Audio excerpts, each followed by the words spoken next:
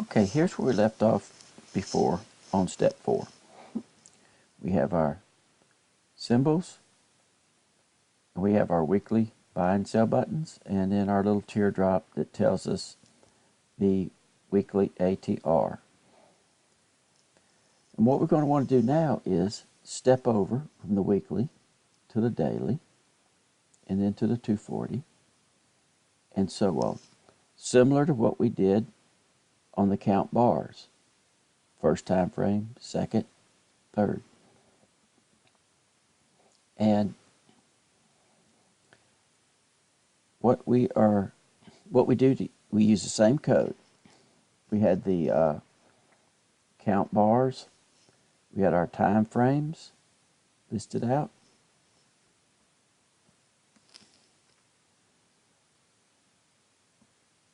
And we used our k equals 0, k less than 6, which was our number of time frames up there, k plus plus. And we displayed it, and then we stepped over k times 100. So it'd be 0, for the first 0 times 100 is 0, 0, then 100, then 200, and so on. And that's what we're going to do now in here. Our symbols hasn't changed, stays the same.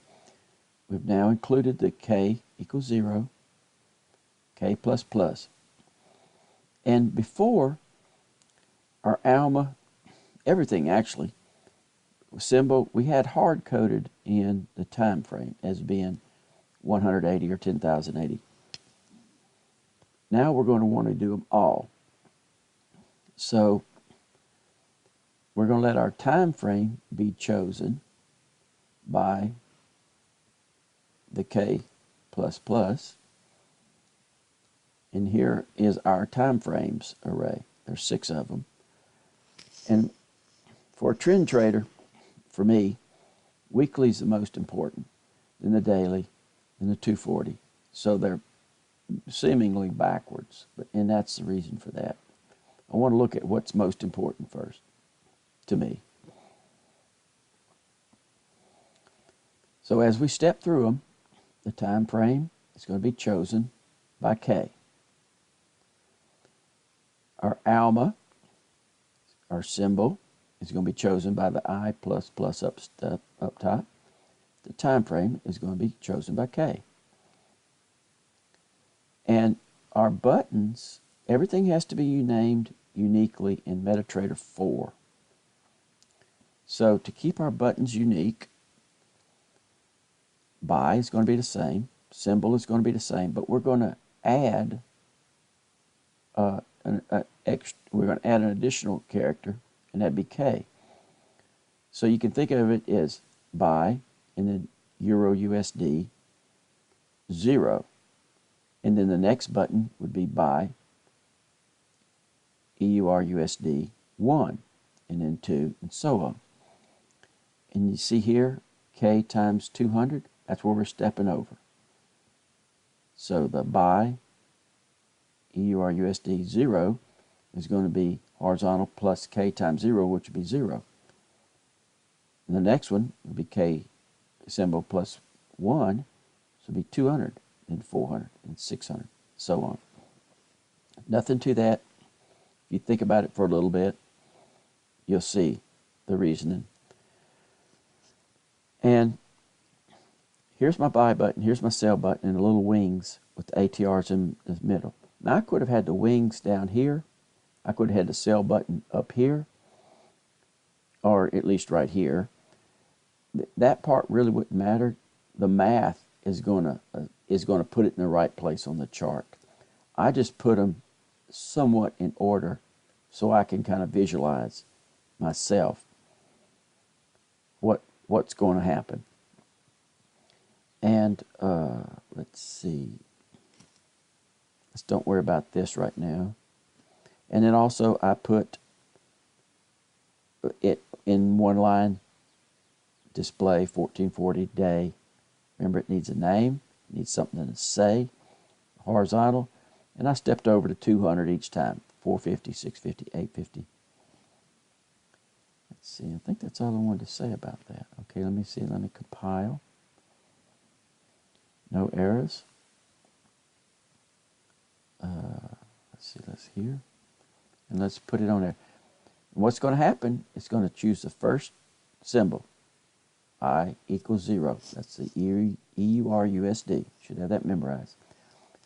Then it's going to choose the first time frame for that symbol. And in our case, K equals 0. The first time frame is the weekly. Then it's going to choose the daily. Then it's going to choose the 240. And you'll see how it kind of steps through them. And you can also see why I like having a new platform at the first of every month. See how easy this is to find? It gets so cluttered up if you don't. EURUSD. Oh man, don't tell me this. Okay. I don't know why it stopped there for a second. I must have been doing something. GPQ CAD, see how it's stepping over? See how it's stepping over? And then the last thing it did was week, day, and put those in there. So now everything is unique to the time frame. So this is a 240 time frame. So if I go to here, put my little mouse over that teardrop, USD CAD 240 ATR is 33. And if I go here, CAD JPY 60 ATR is 14. So because we included the time frame, everything is unique to that time frame, and the buy buttons and the sell buttons are unique to that time frame. Now let's look at the gator. Conditional coding. Let me go back to that. Conditional text. It's lime, it's black, or it's red. By default, it's black, and you'll see why in a second. If the gator is going up, it's going to be lime. If the gator is going down, it's going to be red. Okay, weekly, it says the gator is going down weekly. Let's look at the weekly. Now, where you want to look at is right here. It can be going down here, but going up over here. But where you want to look at is right here, and you can see the lime, which is the lips, is lower than the teeth, and the teeth are lower than the jaw. So it's going down. And if it was the other way around, it'd be going up. And if they're like here, all intertwined and intermingled, it's neither going up nor down, so the color would be black. Okay, so where were we at? Oh, I know where we're at. We're going here. So, display symbol, EURUSD, in this case, for 0, time frame, weekly, in this case, and I included the gator, that word, just so it's easy. I like including it, so otherwise you'll forget what the buttons are for. Make the name descriptive. And then the text is gator. Horizontal, K equals 200. K times 200. That's so it'll step over. Vertical didn't change. And gator color. Gator color. Symbol and time frame. So let's go down and look at it. Must be moving over. There you go. Color. Gator color. All it wants is a symbol and a time frame. And here are the alligator buffers. Buffer 0 is the gator jaw, and the gator teeth is 1. Gator lips is 2. And you're going to have to include all these here because it's an indicator that is included with MetaTrader. And when it's included with MetaTrader, I don't know a way to other than just to write it all out. Okay, so if the jaw is less than the teeth, and the teeth are less than the lips, the color is lime. So the gator, his mouth must be open going up. If the jaw is less than the teeth, and the teeth are less than the lips, the color is red. So it must be going down. Now if it's neither this nor this, by default the color is black, so that the lines must be intertwining, and it just says return color. And that's all that is. So let's see, we don't need to compile anything. And that's all that is. The AUDJPY, the gator is going up.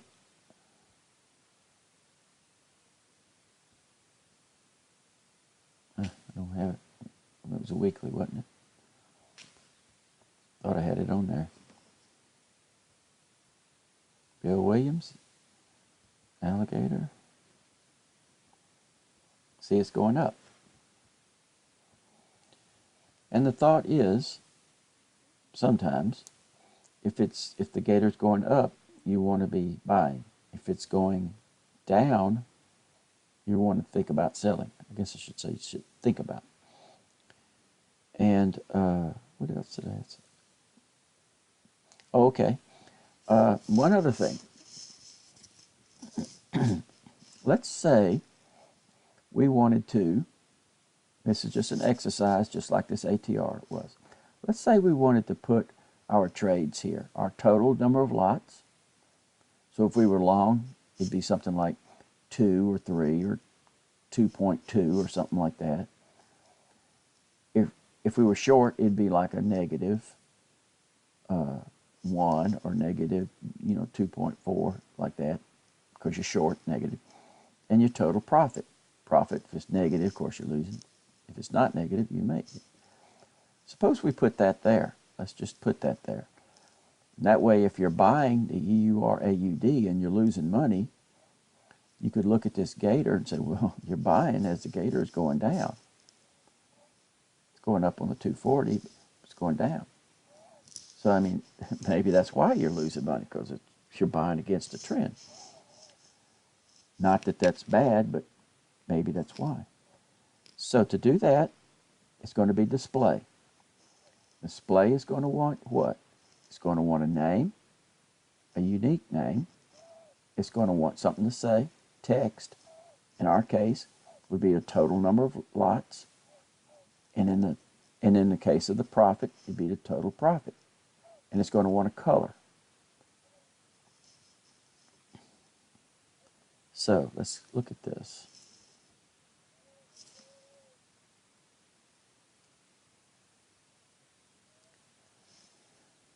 And miraculously, I have it all coded.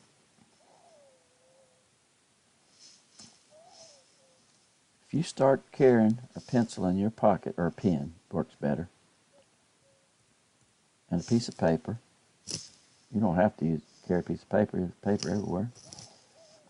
In no time at all, you will start coding this stuff from memory. And in a small amount of time, you will start coding it in your mind. Just like I spoke it a while ago, here it is again. Display. It wants a unique name, doesn't it? Symbol list. So what we want to do is we want to choose all the Euro USD trades, and here we just put lots so it's descriptive. Double the string. You need to Google double the string if you haven't already and kind of understand that. Double the string, count lots, sim list, Euro USD, and our resolution, or how many points we want past past the decimal point, is 2. Because at least in the case of me, on small accounts, I won't use full lots, I'll use small lots, mini lots, micro lots. Micro lots. And the vertical is the same thing. Color's aqua. We want a horizontal and we want a vertical. In the next line, not the next line, but the next thing over will be display. Same symbol. Now we want the profit and loss, and I just put PL there so we would know it. So we'd remember what it was. Double the string, and we want our profit. And the profit loss, the count lots, what you need to do is you'll see I change mine up quite often, but you'll have functions just like that right there. Count orders, just like zone color for gator. You will have these things. You'll either write them yourself or sometimes MetaTrader writes them. And this is counting the lots. It goes through all the orders. It selects your symbol because all we did was send in a symbol. In this case, don't need a time frame. It selects every order. It adds up the lots for your buy orders. It adds up the slots for the sales orders, and it subtracts the sales from the buys. So if you're in a case where you can have buys and sells, whichever one has the most is what it's going to be. It lumps them together. The profit, all you need is a symbol. Steps through all the orders. It selects only the orders for your symbol, and it selects only buys or sells, buy stop or sell stop. It doesn't look at those. And it adds up the profit and returns the profit loss. So let's see, now we are going to have to compile. And it won't be, see how it's stepping through time frame? Euro USD first. Now look. K equals 0, 1, 2, 3, 4, 5. It keeps going. Okay. And I took out the alert on that Alma. I just kept forgetting to turn the sound down. Hurts my ears. So here, looking at the Euro USD, it's a negative. This is a standard account. So I have 1.6 mini lots, 16/10 of a standard lot, and $54 profit. And you see how when I put my mouse over the top of that, EUR USD lots, that's to remind myself, because if you get to these huge, real unbelievably complex, even if you write it yourself, you will forget what stuff means. That's why I make the text or whatever it is descriptive. EURAUD, profit and loss, PL. And I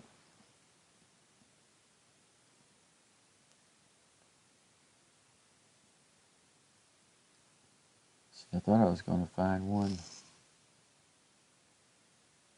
Oh, here we go. I was looking at the wrong thing. EURGP, I'm just one little bitty small trade, and I'm a minus $13 right now. And the reason for that is we have an ALMA sell signal. And if you remember the other videos, when there's an existing ALMA sell signal, the text is red, and red on top of a red button, you can't see it. That's how we know I have an ALMA sell. But the gator is going up. So it's a little bit on the conflicting side. And there's a reason still. But and to make it even more confusing, you have a daily ALMA buy. And it's not uncommon to have a buy and a sell signal. I mean, it could be multiple signals that conflict with each other, and you just have to decide which one you want. In my case, I've taken the short. But if just say, for instance, I was long here, I was buying 4 standard lots, say, which I'd never do, but if I did, say I was in the hole $600. Well, I could look here and well, darn, I'm buying when everything's falling. So maybe that is why I'm losing money. Trading against the trend. But that's just another, I'll probably take this off later, but that's just another application, so to speak. Okay, so is that everything? The next thing we'll do, we'll start putting the other parts of the Bill Williams deal. Best I can tell, because I don't have the study guides and the course material. I get it pretty much the way you get it, secondhand off the internet or something. But they have the divergent bar, and I'll probably do the divergent bar next. And hopefully there'll be a divergent bar on this trade right here, which would reinforce my alpha sell. But I'll have the divergent bar, then I'll have the accelerator, and we'll have the awesome indicator, and we'll have the count threes and count twos. If you know much about Bill Williams' system, you'll know what that's about. But we'll do one or two of those, not all three, or four. We'll do one or two of those on step 6. And by step 10, we should be pretty much done here. All right. Till next time.